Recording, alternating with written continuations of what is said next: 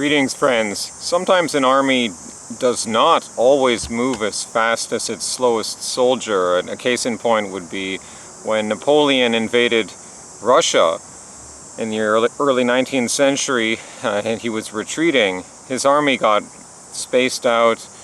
There were many stragglers who were picked off by the encircling Russians, and some of the divisions routed supply depots ahead of the rear guard when they were passing through towns, so you couldn't even count on your own army to save supplies for you if they were ahead in the retreat. So Napoleon's army steadily bled men, and I don't think more than 10% of his army survived the campaign, and the army had numbered in the numerous hundreds of thousands.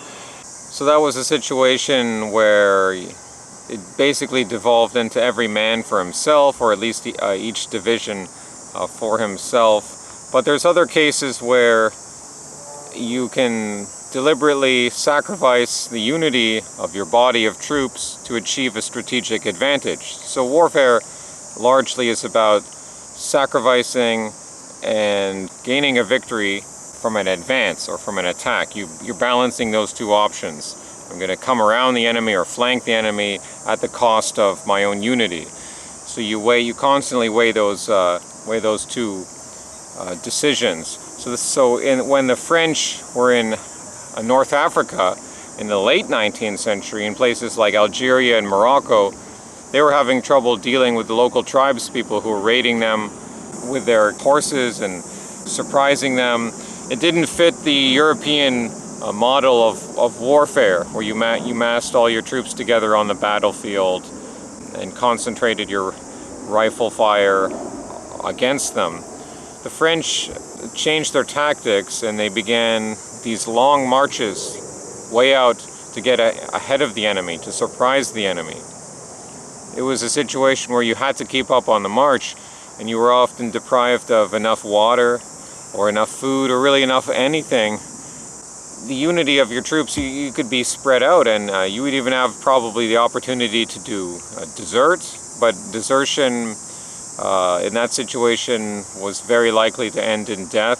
Some of them deserted to the enemy in that case, but the other option was if you're a straggler, you're going to get picked off out in the desert. So the Legion developed this very effective strategy, and it enabled the French to finally defeat the resistance to their empire in North Africa by this strategy of these long forced marches, developing a very hardy breed of men who were used to this sort of thing. It enabled them to outflank and surprise their enemy. Now, the third case would not be so much warfare, but in politics, which is related to warfare. In the latest Toronto Freedom Rally March on Saturday, August 28th, there were about 1,000 people, maybe a bit more than 1,000 people, which is really not all that many people considering all the terrible things the government is trying to do.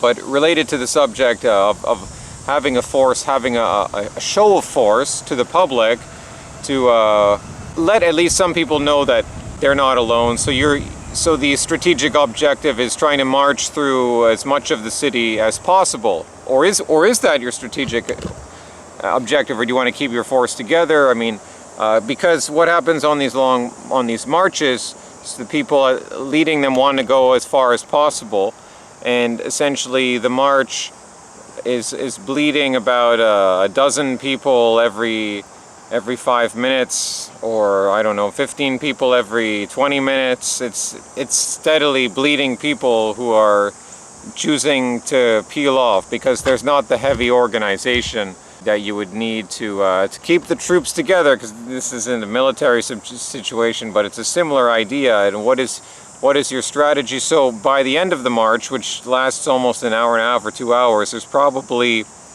less than 25% of the people who began the march. Getting spread out like that, losing people through attrition, there's also the opportunities for police to cut off your group in the streets.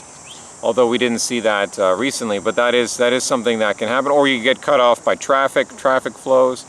So there's always a balance in warfare, political or physical warfare, between sacrificing your force to surprise or attack the enemy, sacrificing the unity of your force, and the other important need of conserving your force in case the enemy tries to encircle you. Hasta luego, amigos!